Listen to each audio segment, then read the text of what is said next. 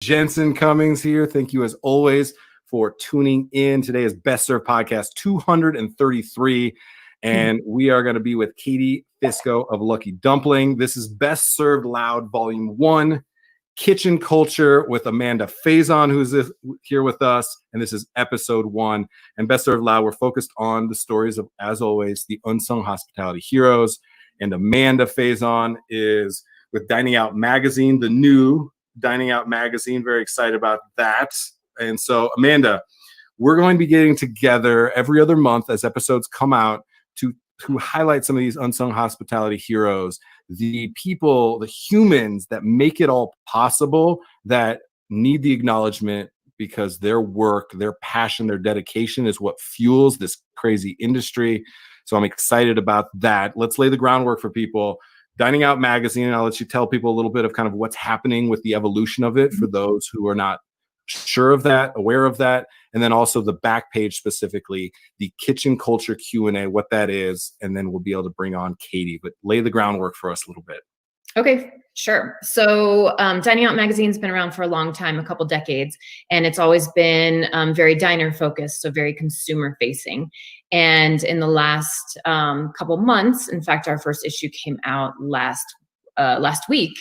But in the last few months, we have been recreating the magazine, reimagining it, and totally relaunching it as a restaurant industry publication. So it is for the industry. It is no longer for the consumer, although if a consumer picks it up, they certainly will find things that are interesting, but it is the voice of the independent restaurant community in Colorado, which is also different. It used to be very kind of Denver, Boulder focused, and now it's for the state. But as part of that, we have dedicated our back page to what we're calling Kitchen Culture Q&A. And that is really showcasing different people in the industry that might not have a voice otherwise. So really those true unsung heroes that Jensen, you're talking about. So people from the dishwasher to, someone working expo, to an assistant manager, to a bar back. It could even be an executive chef if they don't have a platform. I mean, it really is.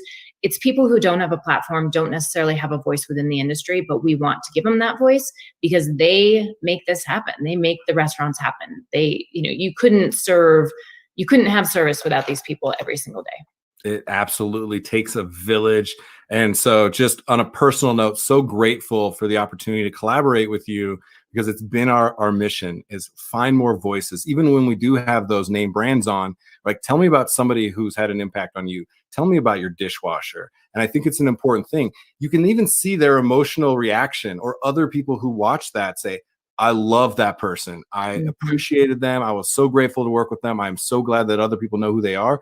That relationship building within our industry, that's the fundamental piece that we need to stay focused on because we get so chummed up in the minutia of what we do and how we do it. So you're going to be hearing these kind of stories, and I'm excited because we're also going to be learning about a lot of new people, introduced to a lot of new people through this. So there'll be links in the comments where you can connect directly with DiningOut Magazine or Best Served to nominate more and more of those unsung hospitality heroes, because now between DiningOut and Best Served, we have a platform. We have dedicated a show and dedicated a column to highlighting these stories, to acknowledging the humans in hospitality. And so we're going to count on you as well to feed us with good people. Please. We need to meet more people. I want to meet all 15 million people in this industry. So let's go. All right. Let's do it. On that note, I want to bring in Katie Fisco. I am so honored, Katie, to have you on. So, hi. Katie, hello. Lucky Dumpling, for my brother Luck down in Colorado Springs. You've been interacting with us. So you're a friend of the show as well. I always love that. Seeing comments from you always makes my day in the live feed. And then Sophie will pop them into the feed every once in a while. I think is really, really great. And so the fact that we were able to introduce you to Amanda and then have you be a part of the first episode of the new DiningOut Magazine is such a dream for me personally, for Best Served. So I'm excited about that. And as always, we like to take people all the way back. Every story starts at the beginning. When did you first catch the hospitality bug? When did you get into this crazy industry? Yeah, so that's super wild. I think I mean, Perfect. every person eats, right? So who's a foodie? Every person, right? But I grew up as a Filipino American child, and I was, food was always the center, always, always.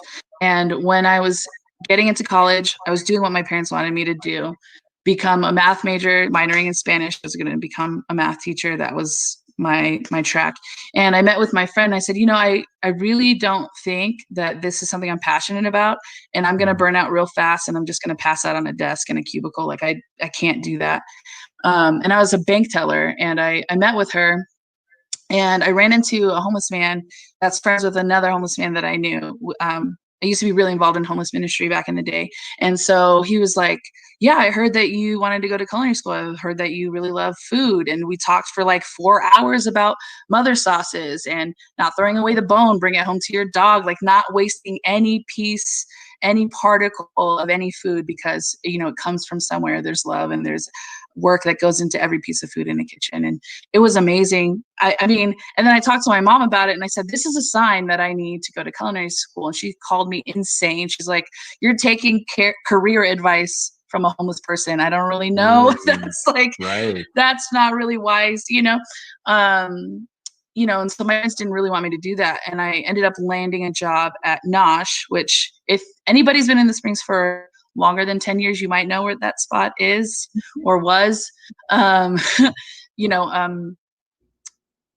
worked for Chef Shane Lyons for a while there, and that was amazing. He worked for David Chang. And so like that opened my world as far as understanding what the culinary world was outside of Colorado Springs.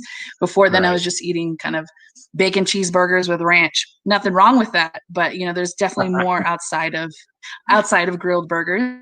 So it was amazing to see where he came from in his lineage and study David Chang. And then I was like Thomas Keller. And so it just kind of made the ball started rolling for me. I just started wanting to be better and better, and I wanted to study more and more. And I just was hungry for more and more education in the field. It was crazy. It was wild. I love this. Was the homeless gentleman formerly of a restaurant? Is that where that conversation kind of sparked from? Yeah, he was formerly a cook. He's like, I was a cook for 15, 20 years. And then and now coming on this outside of it and looking backwards, I understand kind of how he ended up where he was. Right. Because sometimes kitchens just chew people up and spit them out. And, your vices are at arm's length where you are. And so, I have a really big heart for people. I love working in the kitchen because there is no facade you can hide behind. You will show yourself whether you say so or not. And that was something that really stuck with me from the time that I met him and to the time that I worked in kitchens. It was way different than working at a credit union where you like pretend that you're not hungover. You have to balance your drawer and dot your I's, cross your T's, and stay on all these regulations. And so you can't bring your personality, you can't bring the rough parts of yourself to work in a place like that.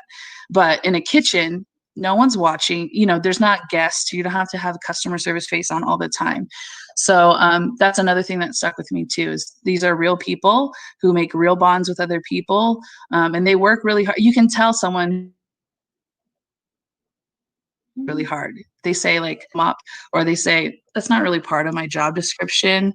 It's my most hated phrase, but you can tell the roots of a person when they work in a kitchen very quickly. Katie, you were exactly the right person to lead off this series. That was so profound and so impactful, because the contradiction that we hold as humans in restaurants is exactly what you just articulated. The beauty and joy created. A homeless person who can probably directly correlate their situation with things that happen within the restaurant, and to your point, the vices being an arm's length away, yet still telling you the inspiring story that puts you on this path that is so polarizing and so the reality for so many people. So I really appreciate that.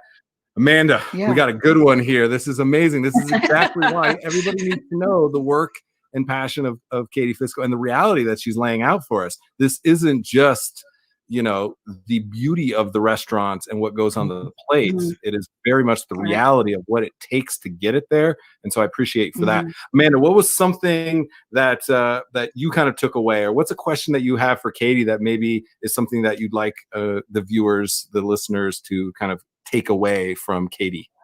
I think this, you know, there's sort of a theory that if you're supposed to do something, you're going to end up doing it. And even if you fight against it. So I had a conversation with someone once who it was when I was thinking about leaving 5280, but I couldn't really like make it happen. I couldn't conceptualize what my life would be like without that magazine in my life.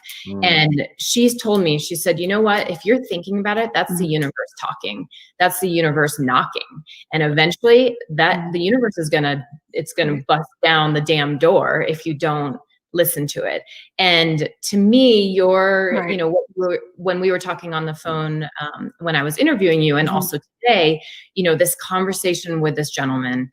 And then I believe it was actually the next day when you were at the bank and a woman came in and you said, you know, just a client came in and sat down and was sort of venting about this horrible experience that she had just had, which happened to be culinary school. And she hated it.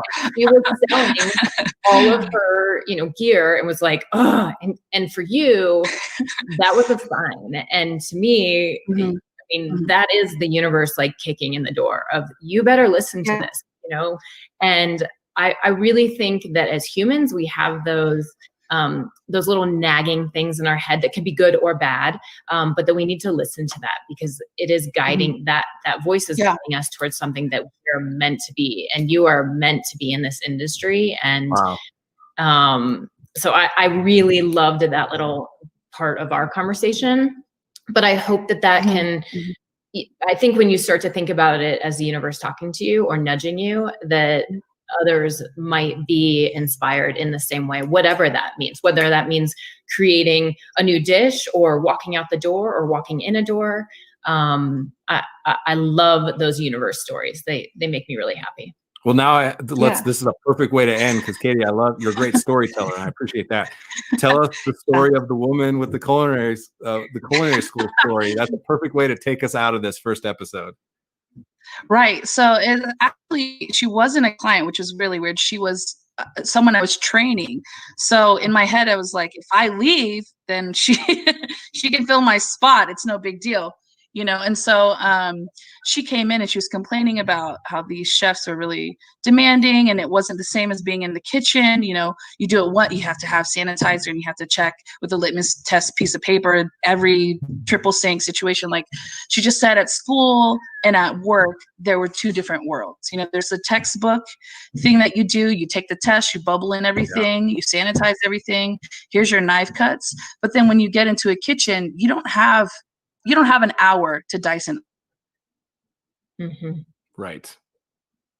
Like you got to be in the soup in 10 minutes. You got to start the stock before 2:00 or else no one's eating, you know? And so the sense of urgency was something she couldn't stomach it. And so that was something that was really attracted to me, not because like I like to be dehydrated and lack of sleep and pass out, which is like almost every service. But there is something about doing something right in a crunch of time and getting it just something inside you like pops. You're like, yes, I did it. I got the soup in the bowl. I got the garnish in, and she wasn't having it. I had interned for a while and I was like, I need to get into culinary school. And I took it as a sign. I bought her stuff and I was so broke, even though it's a bank teller. They don't get paid very much, by the way. You know, I put in monthly installments until that whole pastry kit, her whole knife kit was mine full. And then I just ran with it and I didn't look back. I don't want to be a bank teller anymore. I don't regret it. Not one bit. What a great the universe found you. Story. That is exactly it. What a perfect first episode. Amazing, amazing stories. Katie, this is exactly why we do what we do, is to highlight you, because I think you are exactly what this industry needs. And the more time we spend cultivating you and all the others, millions of people in our industry that have these amazing stories, tragic stories, these real stories, is what we need to stay tethered to. Because if we just focus on what's on the plate, is not as important as who gets it to the plate. And that's what we really want to Absolutely. highlight in this series. So thank you. Look out for this series, Best Served Loud. We'll be coming to you every other month as the issues of Dining Out Magazine come out. They'll be on Sundays, 2 p.m. Eastern time after the issues come out. Go to the link, Dining Out Magazine link, so you can check out the story of Katie, the Q&A that is in there. Definitely, yes, there it is. And Great this is picture, too. right there. So perfect. So awesome. And if you are in the Springs, absolutely, Lucky Dumpling and 4 by Brother Luck, who's also a friend of the show. Definitely check them out. This is the kind of storytelling we're going to have on this. So I appreciate everybody for tuning in to the first episode of Best Served Loud, Volume 1, Kitchen Culture with Amanda Faison of Dining Out Magazine. That is it for today. Thank you so much. Appreciate you all. Cheers. Thank you.